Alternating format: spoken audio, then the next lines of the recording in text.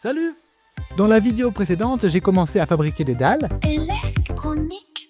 Je suis allé sur le forum ABC électronique pour obtenir de l'aide et j'ai eu un schéma. Je commence à avoir un truc électrique qui produit de la lumière. J'ai aussi fait un tabouret parce que Supercell fait des claquettes assises, un drôle de truc irlando-québécois. J'ai déjà fabriqué un premier prototype de dalle qui clignote que Supercell utilise sur scène. Maintenant qu'on sait ce qu'il est possible de faire, on va essayer de faire mieux avec plus de fonctionnalités et plus de robustesse, comme du bon café. Bien que Bricoslip et Supercell soient tous deux fans de slip, la finalité de leur existence les rend concurrents. Bricoslip veut éliminer Supercell en fabriquant un piège pour l'attirer et l'emprisonner à tout jamais, tel un insecte pris dans du papier à mouche.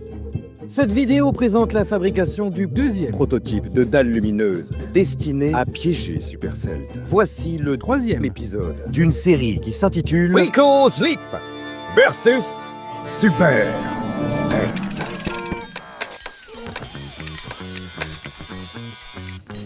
Maintenant, on prépare la presse de la mort.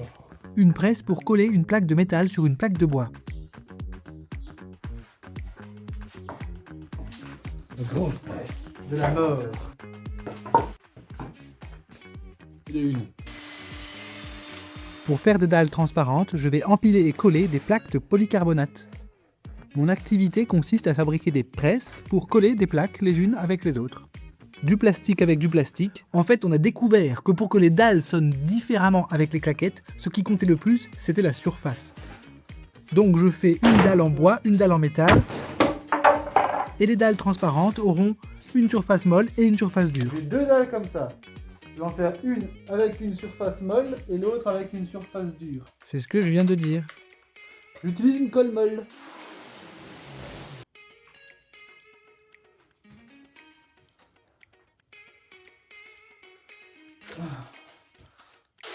Ça c'est pour la plaque dure. On va mettre de la colle dure.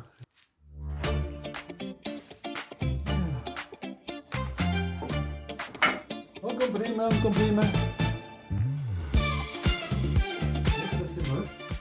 La dalle en métal et la dalle au silicone. Je pense le bois et je découpe le bois pour faire des souilles. Oh oui, des souilles, Des ouïes, quoi. esthétiques. Je défonce louille avec ma grosse défonceuse. Oh oui, défonce-moi louille, mon louille de esthétique. Voilà, c'est défoncé. Je fais des cadres en mettant des vis par-ci par-là. Avec mon gabard, je fais des triangles de poids pour renforcer tout ça. Voilà les dalles en bois.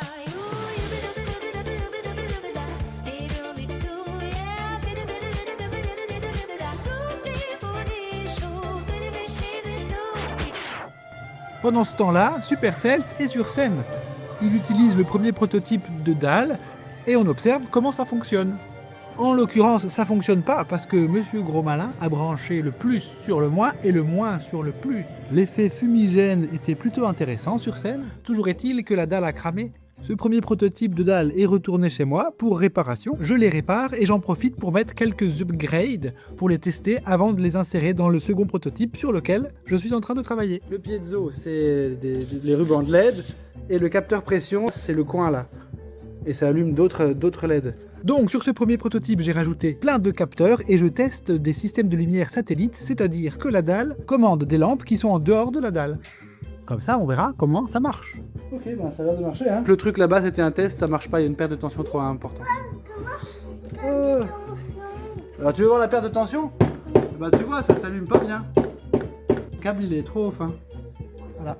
L'expérience de la scène a montré que ces dalles étaient difficiles à brancher et qu'une erreur de branchement pouvait avoir des conséquences désastreuses, comme cramer par exemple. Pour régler ce problème, j'ai inventé le Contactor 3000. Contactor 3000.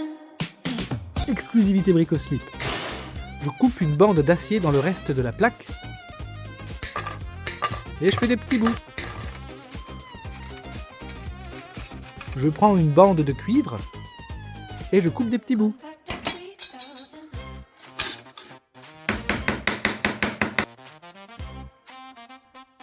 Je colle le cuivre sur l'acier. Sauf deux plaques de cuivre qui prennent une forme de papillon.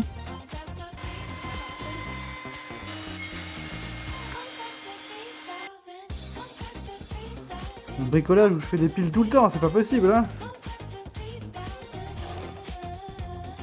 Ça me donne une base pour 4 contacteurs. Sur cette base, je vais encore rajouter des petits bouts de bois pour obtenir ce que je veux tout pile. Une jolie petite pile de trucs. Contactor 3000. Le cuivre là, je le replie là. Voilà. On va faire ça pour tous. Ouais, il y en a un qui ressort. Le petit ressort. Voilà tout qui sèche. Ça sèche. Ça sèche et ça sèche. Donc j'ai plus de place, donc je vais faire une pause. Avant de coller les deux côtés, il faut mettre les petites bidouillettes. Ok. Contactor 3000. Bah, il y a des petites choses à faire, hein. Je vais mettre des aimants dans les trous.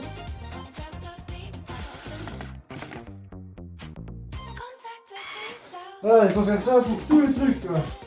Alors, le super contacteur 3000. Donc, il y a un petit ressort dedans. Et là, il y a aussi un petit aimant en dessous qui attire la plaque en métal qui est là derrière. L'idée, c'est que plouc, ça va mettre les dalles en contact les unes avec les autres électriquement.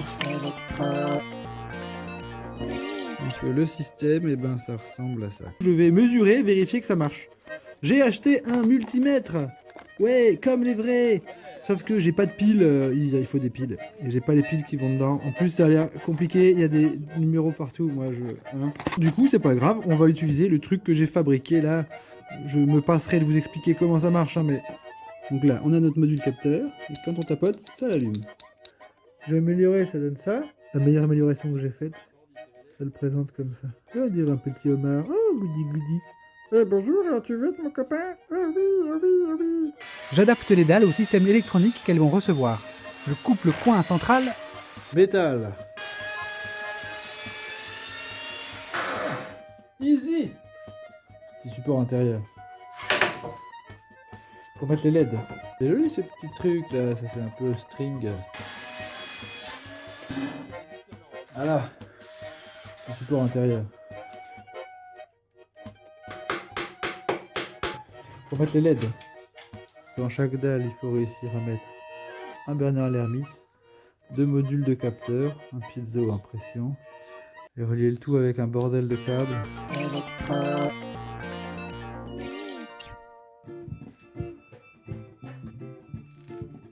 Je soude les cartes modules entre elles et il faut le faire de manière à ce que ce soit ergonomique. Alors j'essaie de limiter le nombre de câbles. Sur les capteurs piézoélectriques, je mets un petit bout de bois que je colle à la colle néoprène. Là il y en a un autre. C'est pour que ça vibre mieux. J'ai fixé les capteurs piézoélectriques.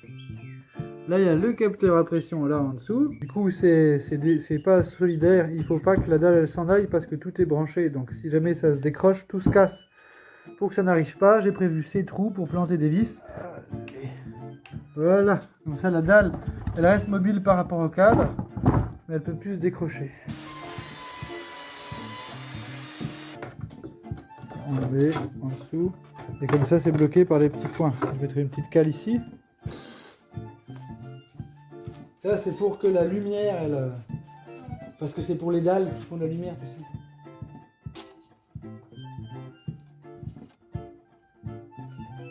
Ça marche. Ça marche, ça marche, ça marche.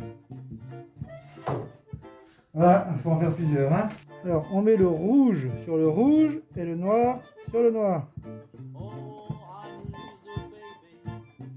C'est cool, hein. Je trouve que ça manque de puissance, ça, mais j'ai plus assez de LED.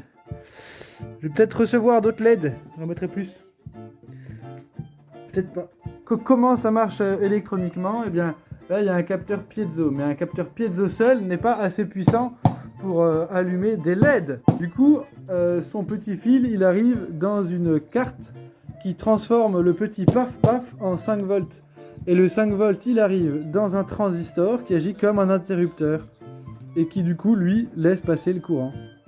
Paf, paf. Quand on active le capteur à pression, la petite carte s'active et envoie du courant pour pouvoir utiliser ça comme interrupteur. Et donc, en fait, c'est ces trucs qui allument et qui éteignent la lumière, qui sont pilotés par des cartes, qui sont pilotées par des capteurs.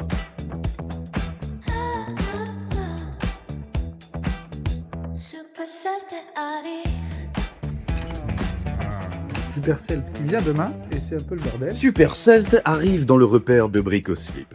Comme Supercell bousille le matériel plus vite que Bricoslip ne peut le réparer, Bricoslip va tester la solidité plus sérieusement. Il va donc utiliser ses techniques de maître de Kung-Fu. Bricoslip rassemble son énergie dans les mouvements les plus efficaces. Il teste la solidité de toutes les dalles avec une violence considérable. Si les dalles résistent au Kung-Fu de Bricoslip, elles résisteront à Supercell. La dalle métal est trop dure pour un coup de poing. Aucun problème.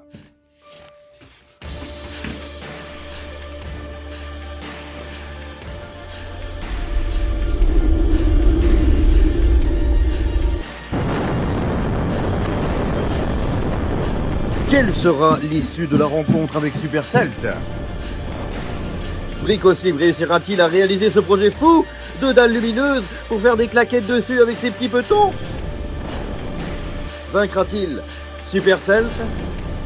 Bricoslip saura-t-il réparer les dégâts causés par son explosion nucléaire? Vous le saurez en regardant le prochain épisode de Bricoslip contre Supercell.